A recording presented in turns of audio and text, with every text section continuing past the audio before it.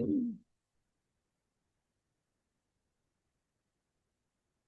everyone, how's it going? Today I wanted to talk about responding to triggers. So if you're in the room, say hello.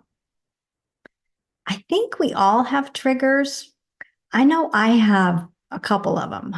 Like things my mom used to say used to trigger me. I get triggered by things I see on social media when I'm watching the news, and I even get triggered by bright light or smells. So I did a little research about triggers and wanted to share a little bit of what I've learned with you. So, what's a trigger? The definition of a trigger is to cause an intense and usually negative emotional reaction. Triggers are moments when our emotions go on high alert, come in various forms, and have the potential to shape our interactions. We encounter a spectrum of triggers ranging from emotional, sensory, environmental, and social. Trigger symptoms encompass a range of emotional reactions which can cause us to feel unsafe or experience panic or anxiety attacks. Physical manifestations may raise our heart rate, cause sweating or breathing difficulties, which may prompt the need to escape, avoid, ruminate about negative thoughts, or experience mood changes. Others may experience past traumatic events, which contribute to anger or sadness. Understanding your triggers and managing symptoms is crucial. So let's start by talking about sensory or environmental triggers, which can involve stimuli related to strong odors, bright lights, loud sounds, spicy foods, or house temperatures. Being overstimulated by sensory overload can cause a fight, flight, or freeze response. For those of us who are HSPs, it might be helpful to plan ahead if you know you'll be exposed to these type of situations and learn coping tools with mechanisms in place. You could read more about this at focusyourtime.com/HSP coping strategies.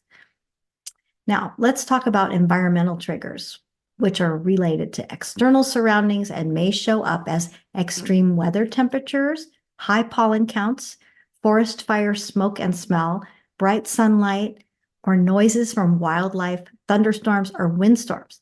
Managing your well-being in these types of environments involves awareness and taking necessary precautions to stay comfortable and safe. Sensory overload and environmental triggers originate from elements in our surroundings and are not caused by interactions with other people. Now, let's talk about emotional and social triggers which stem from interactions and relationships. Emotional triggers can evoke strong responses, often tied to personal experiences or beliefs. Many times, we're around people who can intentionally or unintentionally push our buttons by invading our personal space, insulting us and making offensive and rude remarks, intimidating or threatening us, interrupting, lying, criticizing, correcting us, or making false accusations, or ignoring us. I know it's hard not to immediately react, but with these types of triggers, it's best to consciously take a pause before responding. One way to do this is by quickly feeling the ground beneath your feet or the texture of an object in order to anchor yourself in the present moment. You could also try observing your breath or paying attention to surroundings. Additionally, you could look at something pleasant on your phone or hold a healing crystal as a tangible source of comfort. To prepare yourself for the future, when you know you could be triggered, you could create boundaries with scripted responses to practice beforehand. Now, let's talk about things that can cause social triggers involving interactions with people, such as disagreements, misunderstandings, or conflicting opinions, feeling left out or ignored, unexpected plan changes, boundary violations, or feeling pressure because of expectations. These triggers could make you feel defensive, sad, frustrated, or uncomfortable, and affect how you act and feel in social situations, making you respond based on what's happening around you.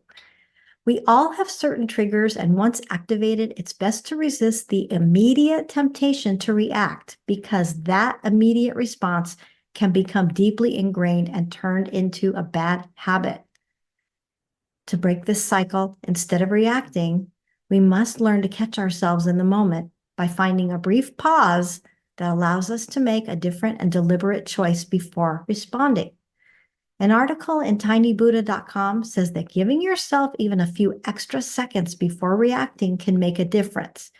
Pressing the pause button gives you a chance to rewind, make a good choice, and then press play again to continue in a better way. To be effective, like everything else, this does require mindful thinking and practice. It's crucial to remember that when we are confronted by social or emotional triggers, our emotional response is influenced by our own thoughts and interpretations of what transpired. As Epictetus reminds us, any person capable of angering you becomes your master. He can anger you only when you permit yourself to be disturbed by him. So, realizing that we do have control over how we react to stressful situations empowers us to choose responses that serve us better and help us build better connections. As Viktor Frankl once said, between stimulus and response, there is a space.